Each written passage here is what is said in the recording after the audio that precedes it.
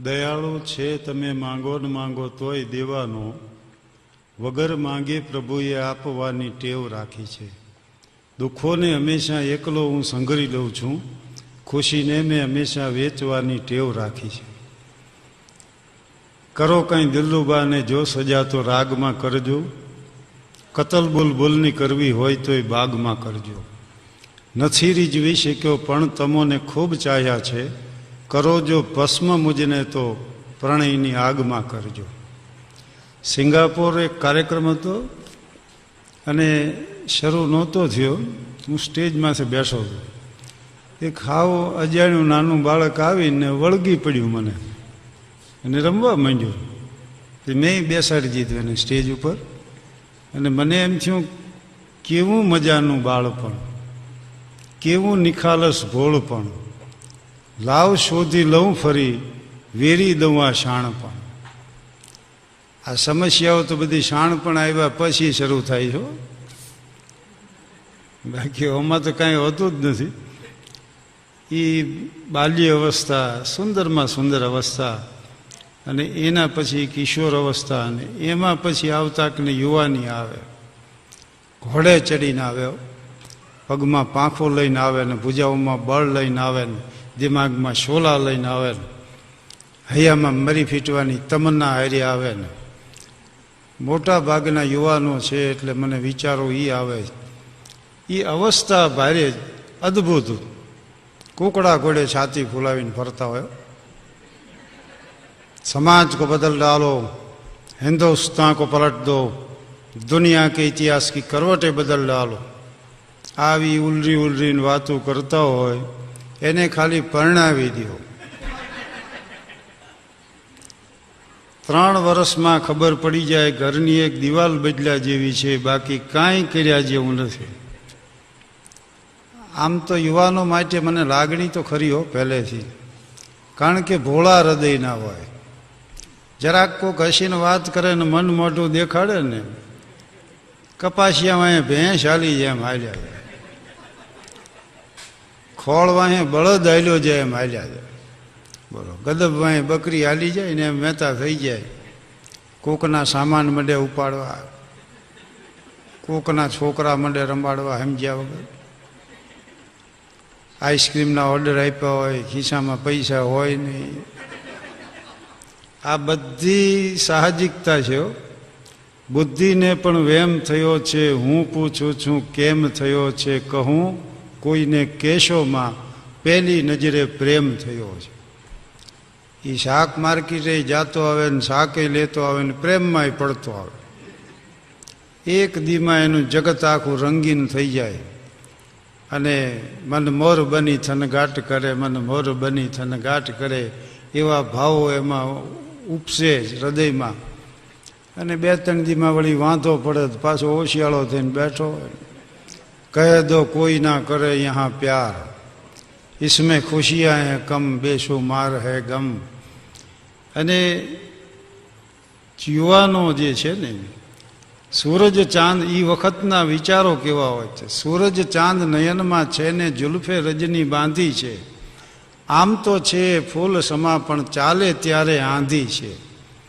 અને એ વળી યુવાનો પાછા વ્યવહારની વાત કરે કે વ્યવહારની આ વાત છે, તકરાર ના કરો, બહેતર છે કે આપ મને પ્યાર ના કરો, ધીમું હસી હસીને તમે વાર ના કરો, ભલા થાવો ભલાને ફૂલને તલવાર ના કરો. આવી ભાવના એના હૃદયમાં હોય. જમાનો હોય કાળો નાગ તો હું પણ મદારી છું, પછાડું ઉડતા પંખીને એવો હું શિકારી છું, ખરેખર બાદશાહ બેતાજ છું આખી આલમનો, છતાંય આપની મીઠી નજર કાજે ભિખારી છું. બસ આ એના હૃદયના ભાવ હોય છે. અને મોહબ્બતમાં તમારા નામ પર કુરબાન થઈ જશું, સફરમાં કંટકોની વેદનાનું ગાન થઈ જશું, તમારું આંગણું દીચા તણો સંતોષ તો રહેશે, હશે જો બંધ દ્વારો તો અમે દરવાન થઈ જશું. આવી ભાવના લઈ અને યુવાનો ફરતા હોય છે. અને આ એક વાસ્તવિકતા છે. સૌથી વધુ એને એ વખતે જો ઉર્મિઓ ઉઠતી હોય તો તો એ પ્રેમની હોય છે. અને આમ જો તમે જુઓ તો મોહબ્બતના સવાલોના કોઈ ઉત્તર નથી હોતા, અને જે હોય છે તે એટલા સદ્ધર નથી હોતા. મળે છે એક જ પ્રેમીને સાચી લગન દિલની, બધાય ઝેર પીનારા કાંઈ શંકર નથી હોતા. એટલે પ્રેમના એને ભાવો હૃદયમાં ઉઠે છે. અને પ્રેમ માટે કબીર સાહેબે કીધું, એ તો પ્રેમ કા ઘર હે ખાલા કા ઘર નહીં, શીશ કાટ ભૂઈ ધરે ફીર પૈઠે માહી, પોથી પડી પડી જગમુઆ હુઆ ન પંડિત કોઈ, ઢાઈ અક્ષર પ્રેમ કા પઢેસો પંડિત હોય, પ્રેમન બાડી ઉપજે પ્રેમન હાટ બીકાય, રાજા પ્રજા જેય રૂચે શીશ દેઈ લે જાય. આ તો પ્રેમની વાતો છે ભાઈ. અને ટેનિસને કીધું છે કે it is better to be loved and lost than never to be loved at all. Shakespeare says the course of true love never did run smooth. તો જેમાં માત્ર આપવાની વૃત્તિ છે ને સામે કાંઈ અપેક્ષા નથી, આનું નામ પ્રેમ છે. એક વ્યક્તિ પ્રત્યેના ભાવને સમષ્ટિ સુધી વિસ્તારો, કે સમગ્ર સમષ્ટિના ભાવને એક વ્યક્તિમાં કેન્દ્રિત કરો, આનું નામ પ્રેમ છે. હવે મને તો આવો કોઈ અનુભવ નહીં, પણ મારો ભત્રીજો પ્રેમમાં પડ્યો તો ખરો, પણ લઈ દઈને પડ્યો, ઊંધે કાંધ પડ્યો.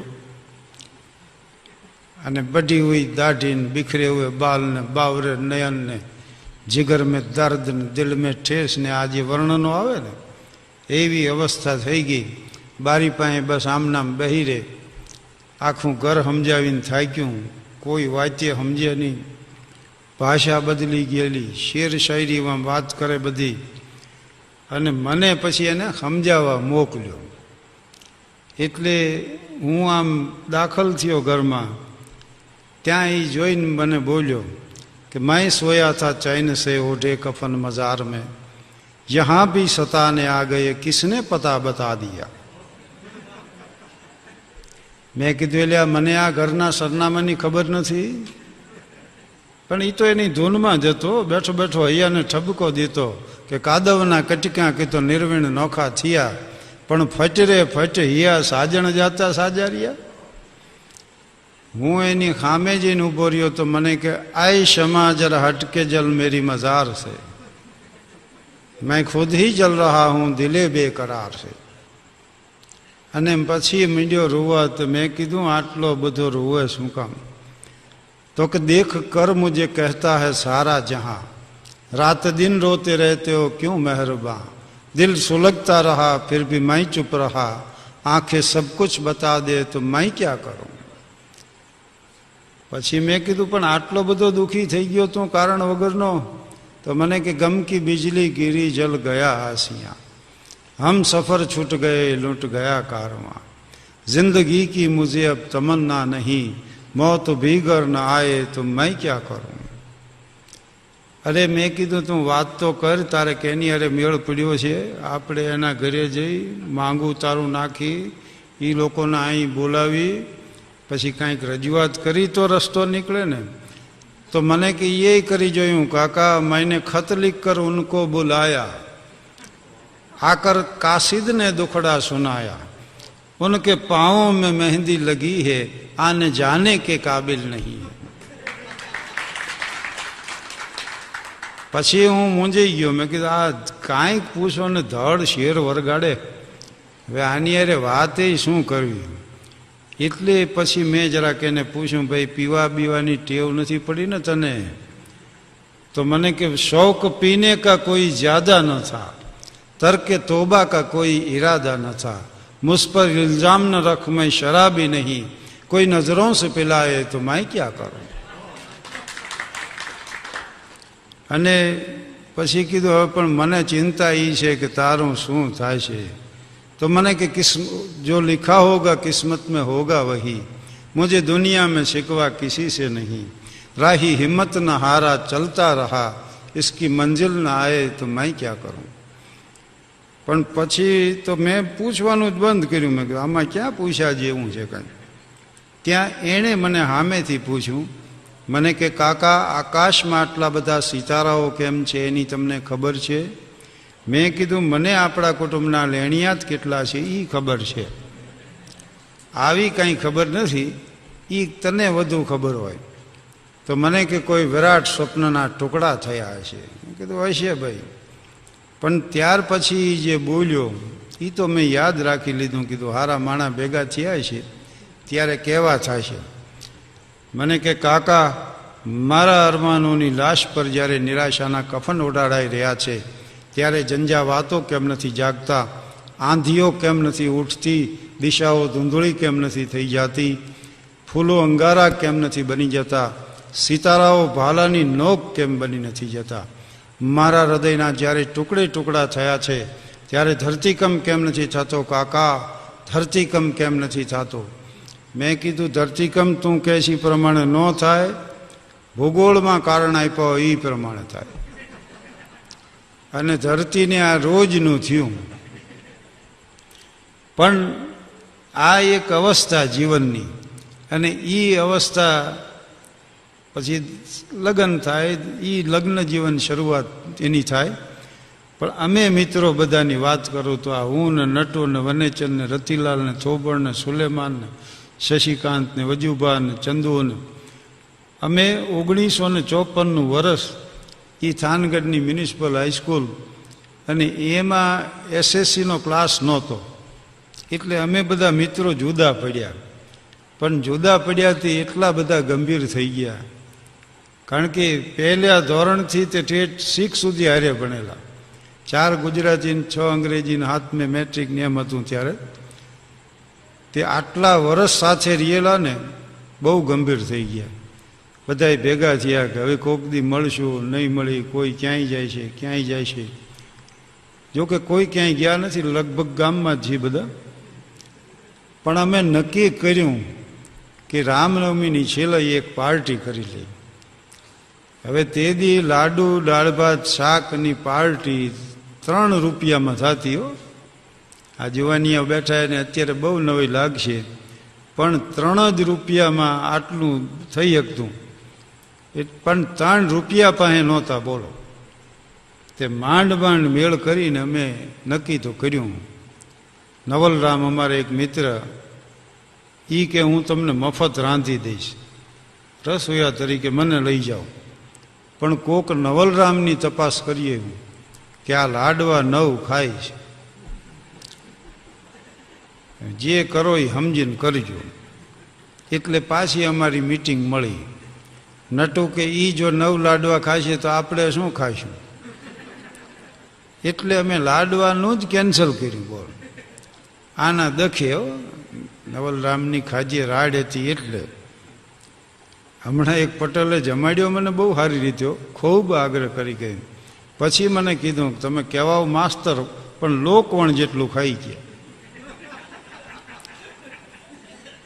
એટલે અમે લાડુનું તો કેન્સલ કર્યું ને રસપુરીનું નક્કી કર્યું કે પૂરીને શાક બનાવી લઈ, કેરીનો રસ કાઢી તે કેરી ખરીદવા નીકળ્યા કોથરા લઈને. કેરી તો ઘણી સારી હોય, પણ ભાવ વધુ હોય ને એટલે અમે 1-2 ચાખી અને કહી દઈ કે ખાટી છે. પછી અમારી સ્થિતિને અનુરૂપ અમે કેરી ખરીદી. પણ એક તો બેકારીમાં પાર્ટી કરેલી, માંડ માંડ મેળ પડેલો. 4 જણા રસ કાઢવા બેઠા, જેના હાથમાં ગોટલો આવે એવો મથે એવો મથે, એનો ગોટલો ચડી જાય ત્યાં બીજાને આપે. તે 4 જણા પાસેથી ગોટલો ફરે ને ત્યાં તો મુંડેલ જોગી જેવો કરી નાખ્યો. આટલું કર્યા પછી કોક વળી કે હવે આ ગોટલાને પાણીથી ધોવો અને એનો પછી ફજેતો કરો. અરે પણ મેં કીધું આ થયો એ ક્યાં ઓછો છે, તે હજી આનો ફજેતો કરવો છે. પણ પછી અમારે વનેચંદના હયામાં કરુણાની સરવાણી ફૂટી. એ કે હવે રવા દો અને ગાયોને નાખી દો, બસ ભલે બચારી ધરાતી. હા, ગાયો ગોટલા કેદી ખાશે. એટલે અમે વળી હુંડલામાં ગોટલા ભર્યા ને બધાએ હુંડલાને હાથ અડાડ્યા. પૂંજ મળે ને હરખું. ઓલા 1 જણો નાખ્યા હોય તો તેના ખાતે જ જમા થાય. એટલે બધા વળી આમ હાથ અડાડીને ગયા ને ગાયો પાસે ગોટલા નાખ્યા. ગાયો ઊંઘી હાલતી થઈ ગઈ. મેં કીધું પણ આમાં કાંઈ રહેવા દીધું હોય તો ખાય ને, ગાયું શું ખાય? પણ તમે કોઈ દી એવું વાક્ય સાંભળ્યું છે કે અમારે પાડો વગડામાં ચરતો આવ્યો અને ભેંસ આટું ભારો લેતો આવ્યો? પાડા પોતે જ ચરતા. તો માણસ ગમે એટલું કમાતો હોય પણ પોતે કે પોતાનો પરિવાર જ ખાય, સમાજ માટે કાંઈ ખર્ચ ન કરતો હોય તો આ પશુ પ્રવૃત્તિ છે. यही पशु प्रवृत्ति है कि आप ही जिए, वही मनुष्य है कि जो मनुष्य के लिए मरे. તો પશુ જીવે છે પોતાના માટે, તો એ જીવે છે. તો બેકારીની મેં આવી વાત કરી 54માં. પછી 54 થી 55 એસએસસીમાં અહીંયા ભણવા ગયો ભાવનગર આલ્ફ્રેડ હાઈસ્કૂલમાં. 35 રૂપિયામાં 2 ટાઈમ જમાડતા, પણ મારું બજેટ જ 20 રૂપિયાનું હતું અને એમાં સાંજના ટંકની જોગવાઈ નહોતી. એટલે સાંજનો ટંક જ જવા દીધો 12 મહિના. અને મારો મિત્ર રમણીક ત્રિવેદી એ સાબુના અભાવે કપડાં એમને ધોઈ નાખતો અને હું પૈસાના અભાવે સાંજનો ટંક જવા દેતો. એ લોસ એન્જલસમાં એન્જિનિયર છે અને ઠેઠ લોસ એન્જલસ જઈને મળી આવ્યું એને 3 વાર, હમણાં જ જઈએ એવો. તો જેમની સંસારમાં વસમી સફર હોતી નથી તેમને શું છે જગત તેની ખબર હોતી નથી. જિંદગીને મોતમાં છે માત્ર ધરતીનું શરણ, કોઈની વ્યોમે હવેલી કે ખબર હોતી નથી. બગસરાના વિદ્યાર્થીઓ અમરેલી ભણવા જતા, એ બધાય ભેગા થઈને પાછી લોજ કરી અને એનું જે બિલ આવે એ વેચી લેતા. એમાં એક વિદ્યાર્થીનું બિલ મહિને 6 રૂપિયા આવતું. પણ અહીં રાજકોટ સદરમાં 2 રૂમનું મકાન, 10 માણસનો પરિવાર અને 20 રૂપિયા પિતાનો પગાર, એ 20 રૂપિયામાંથી 6 રૂપિયા દીકરાને મોકલતા. આ પિતાનું નામ કાળીદાસ મેઘાણી, જે દીકરો ભણતો એનું નામ ઝવેરચંદ મેઘાણી. તો રાષ્ટ્રીય શાયર અમથા નથી સર્જાતા. હમણાં જ યુવાનોની એક શિબિર હતી અને આમ મોટા ભાગના યુવાનોને એક જ ઉત્કંઠા હોય કે જીવનમાં સફળ કેમ થવું. એટલે મને એમણે પૂછ્યું કે ભાઈ સફળ થવું છે, અમારે શું કરવું એ એક બતાવી દો ને. એટલે મેં કીધું સફળ થવું હોય તો કાઢો નોટબુક અને લખી લ્યો 3 વાક્યો. વિલિયમ શેક્સપિયરના છે, હું અંગ્રેજીમાં પહેલાં બોલી જાઉં. નો મોર ધેન અધર, વર્ક મોર ધેન અધર, એક્સપેક્ટ લેસ ધેન અધર. બીજાથી વધુ કામ કરો, બીજાથી વધુ જાણો અને બીજાથી ઓછી અપેક્ષા રાખો. જીવનમાં કોઈ દી નિષ્ફળ નહીં જાઓ. પણ તમે આખા સમાજનું નિરીક્ષણ કરી લ્યો, બીજાથી ઓછું જાણો, બીજાથી ઓછું કામ કરવું. ગમે એને પૂછો કે ભાઈ ક્યાં કામ કરો, તો કે આ ઓફિસમાં. કામ કેટલું? કામ કાંઈ નહીં. તો એમ ન આવે દેશ આગળ. અને સૌથી વધુ અપેક્ષા રાખવી. બોલો, એકને અપેક્ષા જોવો તો બધાને બંગલા જોઈને, મોટરો જોઈને, પૈસા જોઈને, અહીં સેક્રેટરી ફરતો હોય, ચેકબુકમાં સહી કરાવવાનું. એમ નથી જિંદગી જીવાતી ભાઈ. જગતના ચોકમાં લાયકાત સાબિત કરવી પડે છે. દુનિયાને હસાયા રોલાયા મુझको, કિસ્મતને ઠોકરી ખિલાઈ મુझको, जब पत्थर से सितारा बन के चमका मैं तो हजारों सितारों ने गले से लगाया मुझको.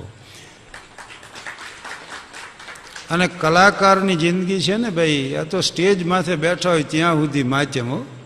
બાકી તો સ્ટેશન જઈને બેઠા હોય, 3-4 વાઘરી પડકે બેઠા હોય, દાંતરની હોટીઓ લઈને 2-4 બાવા દ્વારિકાની જાત્રાએ જતા હોય, એ ગોઠવાણા હોય, હાંધાવાળા હોય, છાપાવાળા, ઓલા ચા પાણીવાળા બેઠા હોય કીટલી લઈને, એની વાંહે અમે બેઠા હોય એની પાણી પાસે. એમાં આપણો માભો રહે. તે અમદાવાદ ટાઉન હોલમાં કાર્યક્રમ આપ્યો, 2:10 સૌરાષ્ટ્ર જનતા અહીંયાથી ઉપડે છે. હું આવીને સ્ટેશને બેઠો અને મારી પડકે બેઠા જ બધે. અમે વર્ણ્યું એવું જ ઓડિયન્સ બાવા 2-4 બેઠા હતા. એ મને સમજાવતા હતા પરબ ને સત્તાધાર ને તુલસી શ્યામ ને બાણેજ ને કનકાઈ કઈ કઈ જગ્યામાં શું શું ખાવા દે ને કેટલા કેટલા દી રોકાવા એની મને માહિતી આપતા. એને એમ કે આને કોઈક દી કામ આવશે. હવે એ એમ હું સાંભળતો હતો બધું. આ જગતના પ્રવાહમાં તણાઈ ગયા સિવાય જો એનું તટસ્થતાપૂર્વક નિરીક્ષણ કરવામાં આવે તો એના જેવો બીજો આનંદ નથી એ કયો. મારી પડખે એક જણો બેઠો છે. એ મને કે તમે શું કરો છો? મેં કીધું હું પ્રોગ્રામ આપું છું. મને કે એ બધું છોડી દો અને યોગ માથે ચડી જાઓ, જેમ લીમડે ચડવું હોય. તો હું તો ફેર્યો એની કરું. મેં કીધું ભાઈ સમજાવો મને. એટલે મને કે આમ પદ્માસન વાળીને બેસવું અને ત્યાર પછી ઈંગળા પીંગળા ને સુષુમણા. મેં કીધું આ રાજાની કોઈ 3 રાણીઓ છે? અરે મને કે નાળીઓ છે. આ સુષુમણા હલાવવાનો આપણે પ્રયાસ કરવાનો.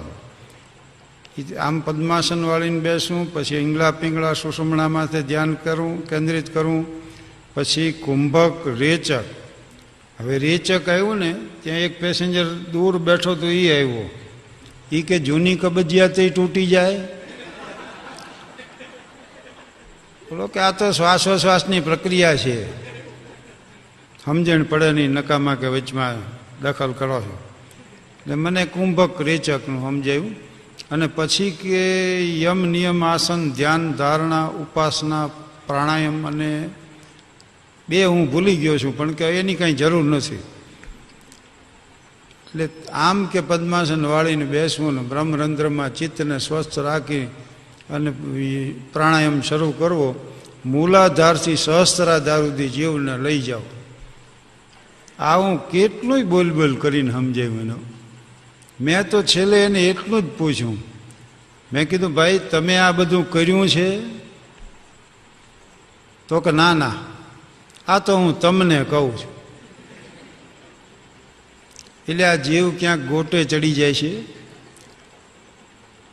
માણસ જો એટલું જ જીવનમાં નક્કી કરે કે જે વાતનો આપણે અનુભવ ન હોય ને એ વાત બીજા ન કહેવી, 60% વાત બંધ થઈ જાય છે. બોલો, however great your knowledge may be, if it has no experience, it has no meaning at all.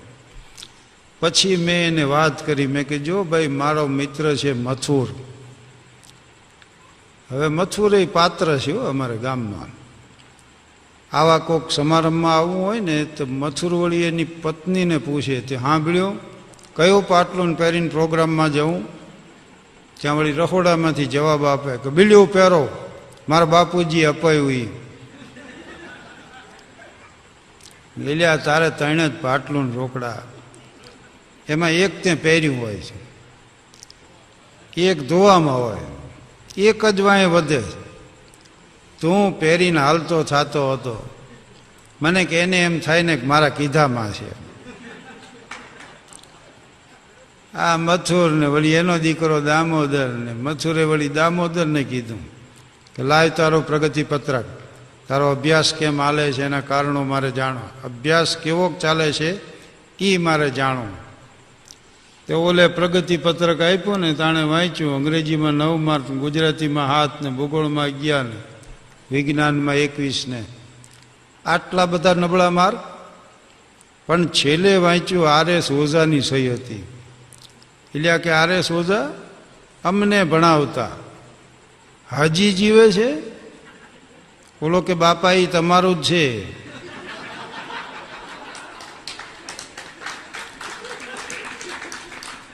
મને જૂના ટંકમાંથી ચડ્યું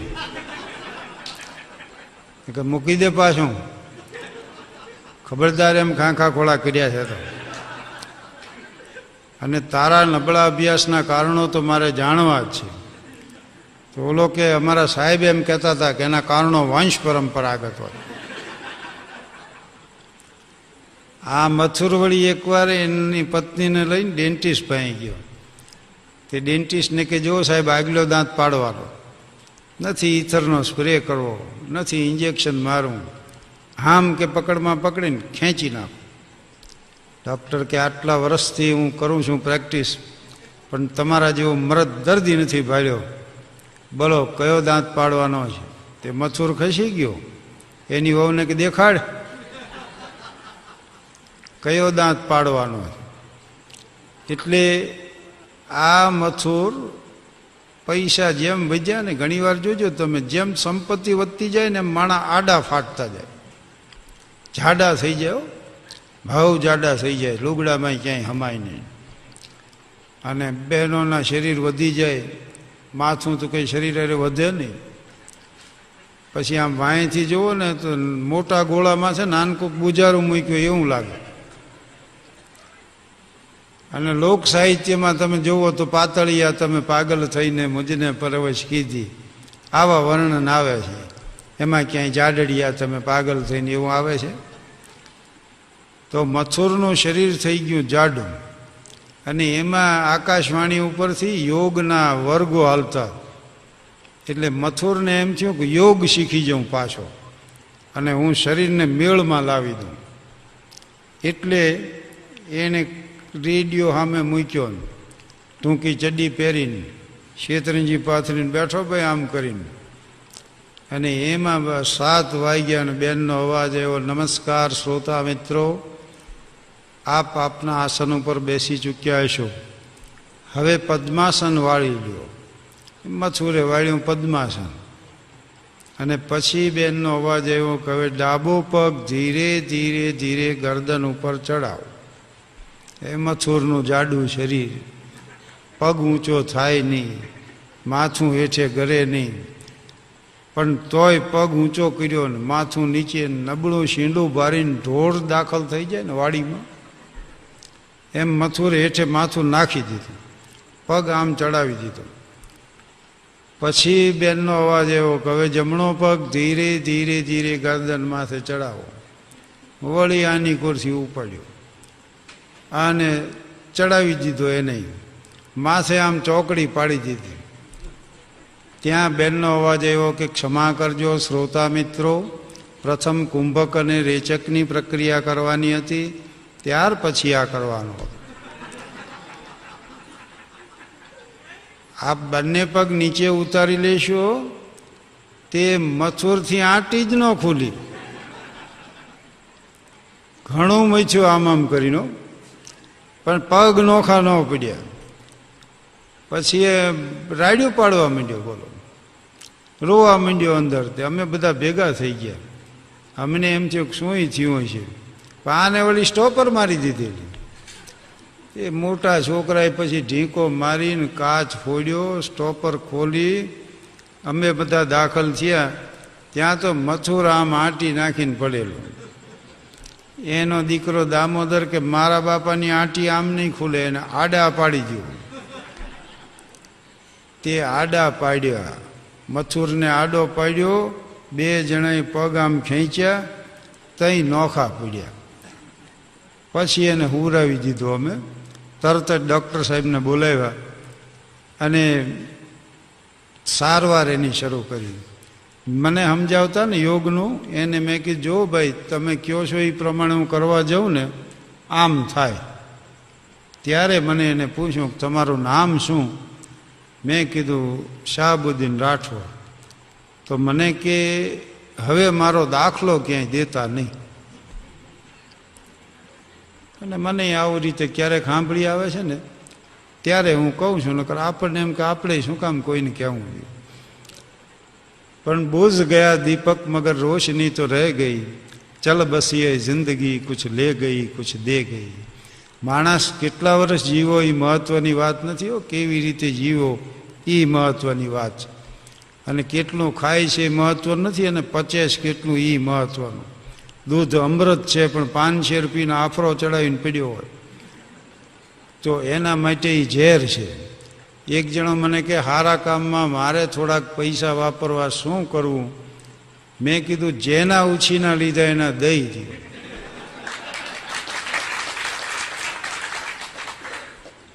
આનાથી એકેય સારું કામ નથી.